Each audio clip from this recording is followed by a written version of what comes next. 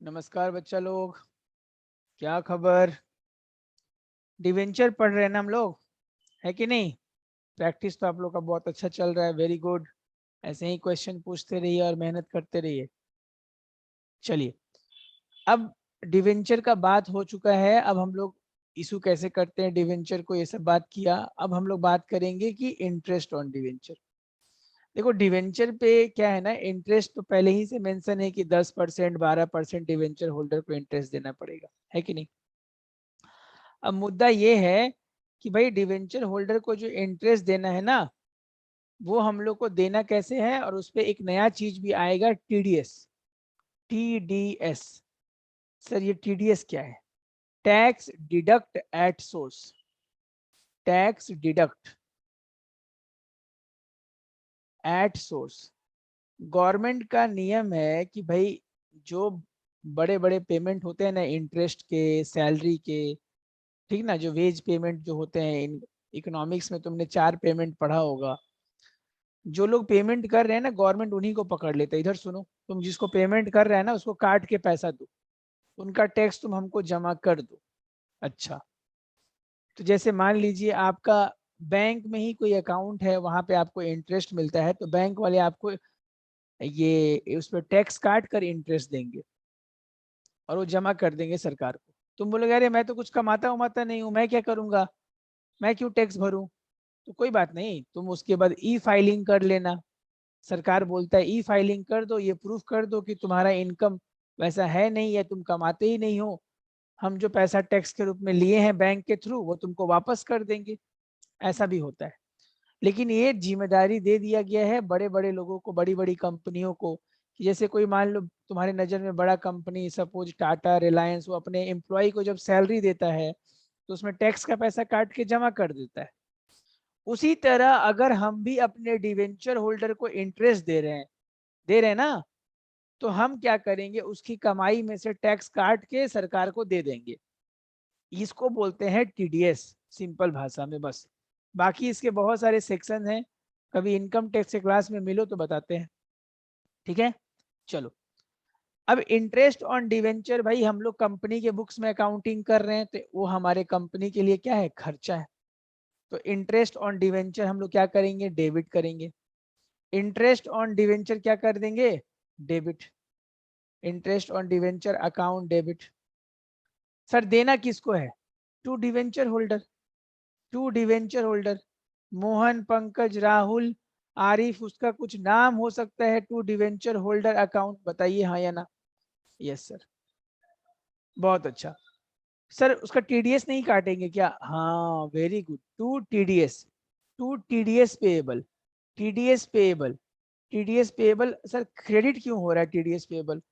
देखो भाई, एक छोटा सा एग्जांपल देख लो यहाँ पे इसी में। मान लो तुम्हारा इंटरेस्ट बनता है 200 रुपए। मैंने तुमको बोला कि 200 बनता तो है लेकिन दूंगा 180। 20 रुपया मैं काटने जा रहा हूँ। तुम बोले हो क्यों, मैं 20 रुपये 180 से ही तुमको अभी क्रेडिटर मान रहा हूँ कि तुम 180 ही हमसे पाते हो।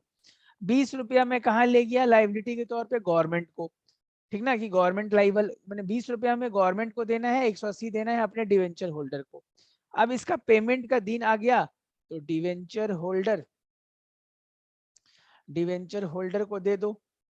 कितना रुपए दोगे, 180 दे देते हैं to bank. Debenture holder to bank, 180 और 180। और ये जो 20 रुपया है ये सरकार को दे देते हैं, गवर्नमेंट को। Tax payable, tax payable account debit to bank.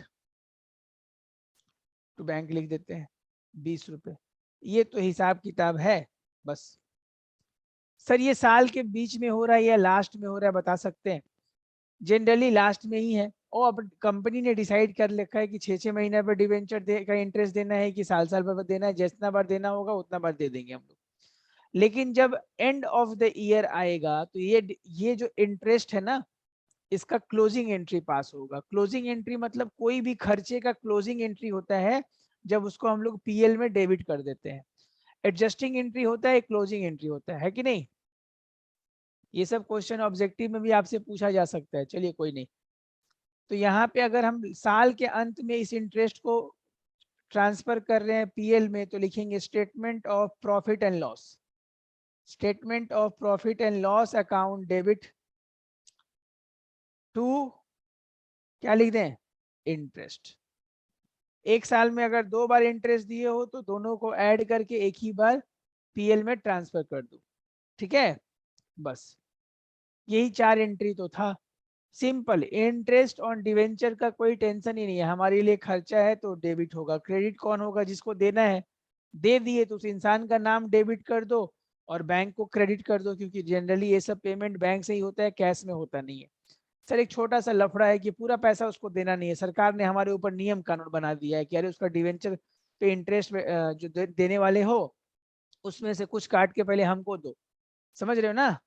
Government ने हम पे ये नियम लगा दिया है, तो भाई गवर्नमेंट का तो बात सुनना ही पड़ेगा। तो उसके लिए हमने टीडीएस काट लिया, मैंने उसको थोड़ा कम पैसा दिया, कुछ दे दिया, मतलब 200 रुपया तो हमको देना ही है, कंपनी है, बस 180 इनको देना है, 120 रुपया इनको देना है। इनको मैंने गवर्नमेंट, इनको मतलब डिवेंचर, हमारे लिए खर्चा तो उतना ही है, ठीक है। अकाउंटेंट का ड्रामा बढ़ गया है, समझ गए। तो इस टाइप का बात है डिवेंचर के इंटरेस्ट का। अब मुद्दा ये है कि इसका करें क्या, तो मुद्दा ये है कि इसका करें क्या। देखो इसमें मेरे को लगता है एक क्वेश्चन एक अलग से भी आ सकता है, ये इंटरेस्ट ड्यू एंड अक्रूड बोल के, इस बात को भी डील कर ही लेते हैं हम लोग। एक लिखो तो word, interest accrued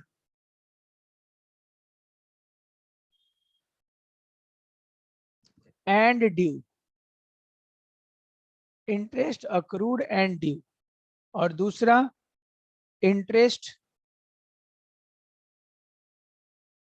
accrued but not due,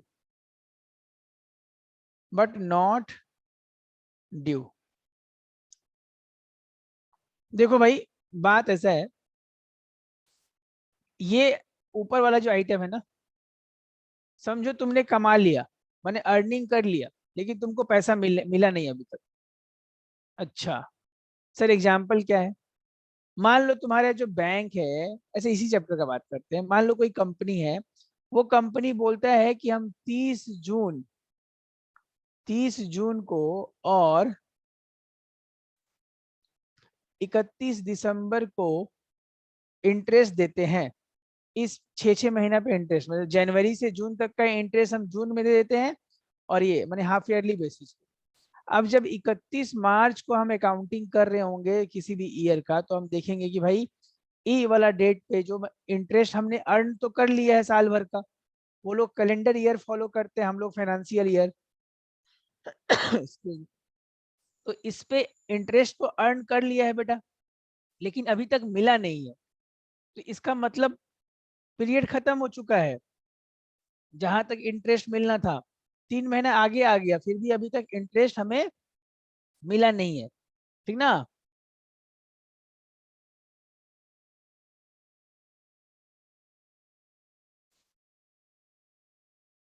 ठीक है, तो उस चीज उस पीरियड के इंटरेस्ट को हम बोलेंगे अक्रूड, तो हुआ अक्रूड एंड ड्यू, ड्यू है मतलब बाकी है, अरे दो भाई इंटरेस्ट क्यों बाकी रखे हो, ठीक है लेकिन नीचे वाले केस में क्या है, interest accrued but not due. अच्छा ये क्या खेल है, इंटरेस्ट अक्रूड हुआ है, ये हम अपने हिसाब से मान के चलते हैं, जैसे मान लो इस बार नियम ऐसा है, वही सेम 30 जून को ही है और 31 दिसंबर को, ये वाला पेमेंट भी मिल गया, ये वाला पेमेंट भी मिल गया, लेकिन हम लोग अकाउंटिंग कर रहे हैं 31 मार्च 2000, मैंने तो 3 महीना जनवरी फरवरी और मार्च, 3 महीने का इंटरेस्ट तो अक्रू हो गया होगा ना, लेकिन सर ये मिलेगा तो जून में। अच्छा तो इंटरेस्ट अक्रू हो गया लेकिन ड्यू नहीं हो, जाके हम अगले को बोल नहीं सकते चलो 3 महीने का पैसे दे दो, क्योंकि हम बैलेंस शीट बनाने जा रहे हैं। अगले कंपनी का या किसी का भी जो नियम है वो तो इसी डेट का नियम है, ठीक है, ठीक है। और सर आप तो कंपनी थे, आप ही के बुक्स में अकाउंटिंग हो रहा है, तो चलो मेरे बुक्स में अकाउंटिंग हो रहा है, तो ये इंटरेस्ट हमारा क्या है ना, अक्रूड हो गया है, मतलब 3 महीने का जमा हो गया लेकिन अभी ड्यू नहीं हुआ है, ड्यू होने का मतलब अभी हमारे ऊपर पेमेंट का लायबिलिटी नहीं आया है, ठीक है। जब मेरे ऊपर पेमेंट का लायबिलिटी आ जाएगा तब मैं तुमको उसको बोलता हूँ ड्यू हो गया है, आप अपना पेमेंट क्लियर कीजिए, ठीक ना। एक एग्जांपल दे दो, मान लो तुम्हारे घर में जो इलेक्ट्रिक करंट यूज करते हो तो पूरा 30 दिन यूज कर लेते हो, तब एक बिल बन के आता है कि भाई आपका 3,000 का बिल बना है। ऐसा तो हो ही सकता है कि 15 दिन ही यूज किए, तब तक इलेक्ट्रिसिटी कंपनी वाले ने सोच लिया होगा इसका तो इलेक्ट्रिक बिल अक्रूड हो गया है लेकिन ड्यू नहीं हुआ है, क्योंकि ड्यू 1 महीने बाद आता है। पूरा मंथ कंप्लीट तब तो ड्यू होगा, तब तो तुम्हारे को पैसा मांगने का हक है। मैंने इलेक्ट्रिसिटी कंपनी हो तो अपने कस्टमर से भाई 1 महीना यूज कर लिया, चलो पैसा दो, है तो वही। लेकिन ये हर रोज अक्रू हो रहा है ना। एक और अच्छा एग्जाम्पल है, मान लो एग्जाम है 30 दिन बाद और 30 दिन का पढ़ाई बचा हुआ है और तुम पढ़ नहीं रहे हो, समझ रहे ना। तो हर रोज का पढ़ाई अक्रू हो रहा है, अक्रू हो रहा है। लेकिन वो जब एग्जाम के टाइम पे नहीं आता है तो समझ में आता है कि अरे तो ड्यू भी हो गया। अभी तो कोई देखता नहीं है ना, तो ऐसे ही निकल जाता है हमारा दिन कि भाई आज पढ़ा नहीं पढ़ा, उसमें तो कोई हिसाब होता नहीं है। तो ये बात भी ध्यान रखना है। ये टर्मिनोलॉजी में हो सकता है आपको फंसा दिया जाए, तो ये एक बार क्लियरिटी रखिएगा। अक्रूड तो हर रोज चीजें हो रही हैं, लेकिन ड्यू कब होता है, जब उसका डेट कंप्लीट हो जाता है, जिस डेट का बात हुआ था उसके बाद आगे क्रॉस कर गए तो वो ड्यू भी हो गया। तो ये इंटरेस्ट से संबंधित बात था। अब एक और बात करते हैं आप लोगों के साथ, एक और बात आप लोगों के संग करना है, वो है writing off discount, writing off discount और loss on issue of debenture, loss on issue of debenture.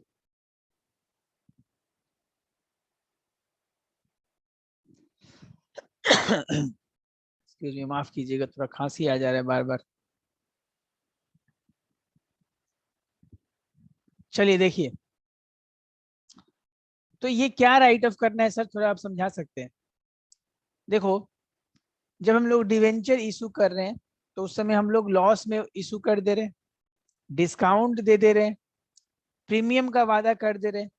ये सारे टाइप का नुकसान, मतलब 100 रुपए का चीज हमको लेने के लिए 10 रुपए खर्चा करना पड़ रहा है। मतलब 100 रुपये मेरे हाथ में आ रहा है लेकिन मालूम चले 110 रुपये हमको आज नहीं कल देना पड़ेगा। तो ये 10 रुपये नुकसान है ना। तो ये 10 रुपये नुकसान क्या सामान बेचने में लगा है क्या? नहीं सर। बिजनेस चलाने में नहीं सर, एक कैपिटल अक्वायर करने में लगा है, बिजनेस में फंड लाने में लगा है, तो इसको कैपिटल लॉस बोलते हैं। क्या बोलते हैं? Capital loss. डिवेंचर इशू करते समय जो लॉसेस होते हैं उसको हम लोग कौन सा लॉस बोलते हैं? रेवेन्यू लॉस नहीं, कैपिटल लॉस, याद रखना। याद है ना, कैपिटल प्रॉफिट मतलब कैपिटल रेवेन्यू, कैपिटल और रेवेन्यू एक्सपेंडिचर आपने या इनकम ऐसा पढ़ाई किया होगा 11 में। आइए कोई बात नहीं, नहीं पढ़ा है तो दिल पे भार मत लीजिए। तो ये पता चल गया है कि भाई ये कैपिटल लॉस है। क्या है? कैपिटल लॉसेस है, ठीक है। अब अगर ये कैपिटल लॉस है तो इसको राइट ऑफ करना पड़ेगा, जिसको मैंने पहले पार्ट में बताया था। 3 जगह है हमारे पास, 3 एरिया है जहां से हम इसको राइट ऑफ करते हैं। राइट ऑफ करना मतलब इस लॉस को सेट ऑफ करना है। एक है security premium reserve, security premium reserve, याद है ना? हाँ सर याद है। दूसरा जनरल रिजर्व, जनरल रिजर्व। अच्छा, और तीसरा इस साल का प्रॉफिट, प्रॉफिट एंड लॉस का जो बैलेंस है, प्रॉफिट एंड लॉस का जो बैलेंस है वहां से हम लोग राइट ऑफ कर सकते हैं। ये 3 एरिया है जहां से हम लोग राइट ऑफ कर सकते हैं, हाँ या ना? एकदम सही सर। सर मान लीजिए 50,000 का नुकसान लग गया, ठीक है। सर ये राइट ऑफ कब करना है? भाई तुम डिवेंचर कितना इशू किए ये बताओ। सर डिवेंचर हमने इशू किया है 5 लाख का, ठीक है। 5 लाख का डिवेंचर और नुकसान लग गया 50,000। ये 5 लाख का डिवेंचर कितने दिनों में रिडीम करना है, कितने साल? तो किसी बच्चे ने बोला सर ये मैं 5 साल तक इस पैसे का यूज करूंगा, 5 साल बाद रिडीम करूंगा, ठीक है। इसका मतलब ये 5 लाख रुपए जो हम इस्तेमाल कर रहे हैं उसके पीछे ये जो 50,000 खर्चा बोलो या नुकसान बोलो उस पैसे को इस्तेमाल करने के लिए, ये खर्चा किसी एक साल का तो नहीं है, क्योंकि ये 5 लाख का बेनिफिट, ये 5 लाख रुपए का बेनिफिट मुझे 5 सालों तक मिलेगा, है कि नहीं। तो ये जो 50,000 हमको लॉस लगा है ऑन इशू ऑफ शेयर, इसको हम लोग 5 इक्वल ईयर में धीरे धीरे बांट देते हैं। अच्छा, मतलब 10-10 हजार करके आ रहा है, 10-10 हजार करके आ रहा है, हाँ या ना बोल दीजिए। अगर 50,000 को आप 5 इक्वल पार्ट में बांटेंगे 10,000, तो हम पहले साल 6 बार लिख दिया क्या, 1 2 3 4 5 बार लिखा है। पहले साल अपने पीएल में, फर्स्ट ईयर अपने पीएल में 10,000 डेबिट करेंगे। अच्छा, पहले साल अगर आप 10,000 डेबिट करेंगे तो बाकी 40,000 कहाँ लिखेंगे, वो एसेट साइड में लिखेंगे, फिक्टिशियस एसेट्स बोलकर उसको लिखेंगे, या अनअमोर्टाइज एक्सपेंस बोल के लिखेंगे, ठीक ना, 40,000 को। अगले साल फिर 10,000 राइट ऑफ करेंगे, फिर 30,000 बच जाएगा एसेट साइड में, फिर 10,000, फिर 10,000, ऐसे करके 5 सालों में इस खर्चे को हम पीएल में दिखाएंगे, एक बार में नहीं दिखाएंगे। ये कहानी है, छोटा सा, एकदम एंट्री सिंपल है। सर जर्नल एंट्री क्या होगा, अगर तुम पीएल में किसी खर्चे को दिखाना चाहते हो, मतलब उसका क्लोजिंग एंट्री मारना चाहते हो, तो statement of profit and loss, statement of profit and loss account debit, statement of profit and loss account को डेबिट कर देंगे, बोलिए हाँ या ना। और क्रेडिट किसको करोगे बताओ, वही डिस्काउंट, या ये डेबिट कर दो भाई,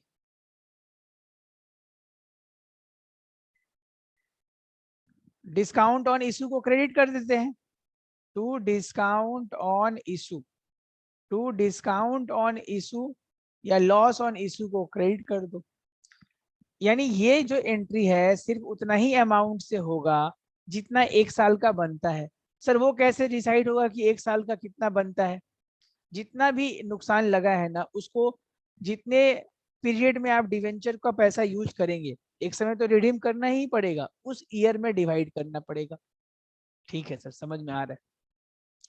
अब एक कहानी ऐसा है, मान लो 5 लाख रुपए का डिवेंचर हमने ले तो लिया, 50,000 का नुकसान लग भी गया, लेकिन नेक्स्ट हमने ये नहीं सोचा कि 5 साल बाद इसको पेमेंट करेंगे एक बार में, एक बार में करेंगे तो बस जैसे 10-10 हजार करके दिखा दिया, समझ गया। मान लो ऐसा बात है, पहले साल के अंत में ही हम इसको 1 लाख रुपया वापस कर देंगे, दूसरे साल के अंत में 1 लाख रुपया वापस कर देंगे, जिससे पैसा लिए, धीरे धीरे हम पैसा वापस भी कर रहे हैं, देख रहे हो ना। ये नहीं कि सारा पैसा लेके बैठ गए आराम से कि भाई इसको तो बाद में देंगे, लमसम पेमेंट नहीं, हर ईयर हमने 1-1 लाख रुपया इसका करके नुकसान, जो लोन का पैसा लिया था वो चुका दिया। अच्छा, तो अब ये देखना है एक एक ऐसा पेमेंट का, यानी पहले साल में तुमने कितना पैसा यूज किया, 5 लाख, दूसरे साल में 4 लाख, क्योंकि 1 लाख तो वापस कर दिए ना, तीसरे साल में 3 लाख, दूसरे चौथे साल में 2 लाख, और लास्ट वाले में फिफ्थ ईयर में सिर्फ 1 लाख यूज किया है। ओके, तो ये रेशियो बन गया 5:4:3:2:1, क्योंकि हर साल इसी रेशियो में फंड यूज हुआ है, तो इसी रेशियो में ये 50,000 को भी हमको बांटना है। सर ये तो बहुत मुश्किल लग रहा है। अरे क्या मुश्किल है, पार्टनरशिप में तुम लोग इतना रेशियो पढ़ लिया, तो चैंपियन बन गया है। आओ, रेशियो क्या था, 5:4:3:2:1, ऐड करो, 5 4 9 3 12, 2 14 1 15, तो 50,000 इंटू 5/15, 3 बार में होगा 16,666, तो पहले साल में होगा 16,666 बोलकर 7 कर देते हैं, इतना होगा। दूसरे साल में कितना होगा, सेम 50,000 इंटू 50,000, ज्यादा 5 लाख लिख दिया, माफ करना, ऊपर में वो 50,000 ही लिखाएगा, एक जीरो ज्यादा हो गया है। 50,000 इंटू, अब ठीक है, 50,000 इंटू 4/15, अभी जो भी अमाउंट आए आप एक बार इसको यहाँ लिखेंगे।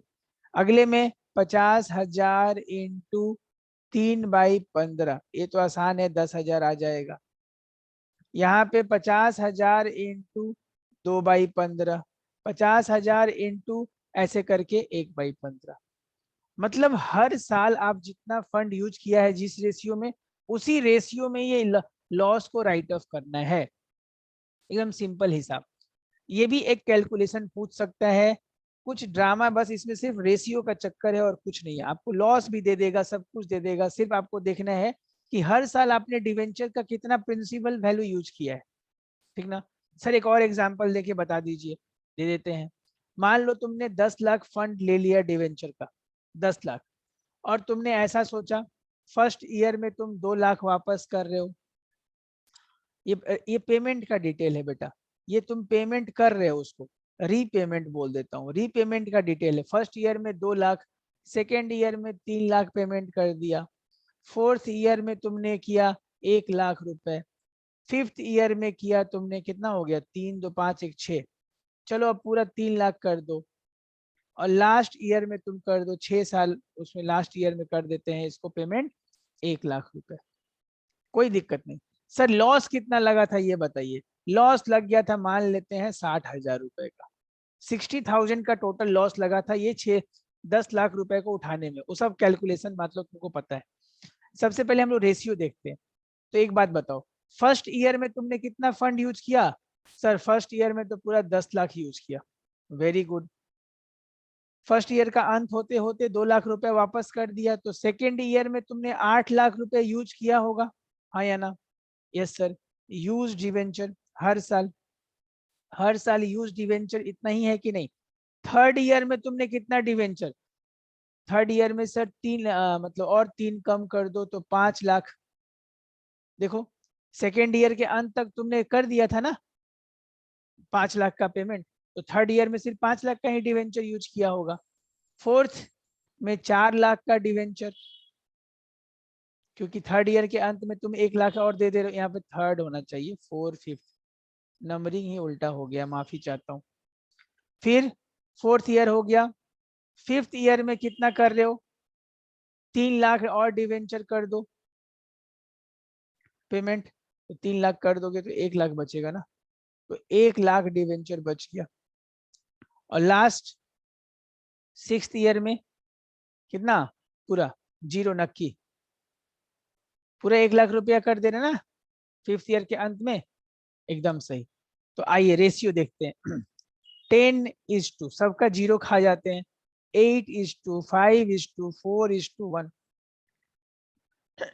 देख लो भाई, समझ में आ रहा है कि नहीं? इसको और छोटा कर सकते हैं क्या सर? नहीं, और छोटा नहीं हो सकता है। ये 2 से कट, ये कैंसिल हो रहा है, ये हो रहा है, ये नहीं हो रहा है, तो इसी रेशियो में छोड़ देंगे। सर बांटेंगे कैसे? जो फर्स्ट ईयर का लॉस होगा वो होगा 60,000 इंटू 60,000 लिखेंगे, इंटू 10/18, 23, 27, 28 आ रहा ना, 5 5 10, हाँ 28। सेकेंड ईयर का 60,000 इंटू 8/28। थर्ड ईयर का 60,000 into 5/28 and so on. 60,000 into 4/28, 60,000 into 1/28। ये तो कहानी है। ये कैलकुलेशन हम लोग को कभी कभी दिखाना पड़ सकता है। समझ में आ रहा है आप लोगों को? चलिए नेक्स्ट सेशन में मिलते हैं, तो कुछ और चीजों को, क्वेश्चन को डील करेंगे। ये एक्सप्लेनेशन थोड़ा दिमाग में रखिएगा, एग्जाम्पल कॉपी कीजिए, ट्राई कीजिए इन सब बातों को समझने का। बहुत बहुत धन्यवाद। ठीक है, और गाइज ऐसे फ्री में मत जाइए, थोड़ा सा कमेंट लाइक जरूर करके जाइए। बहुत बहुत धन्यवाद। बाय बोलो बच्चों, बाय बाय।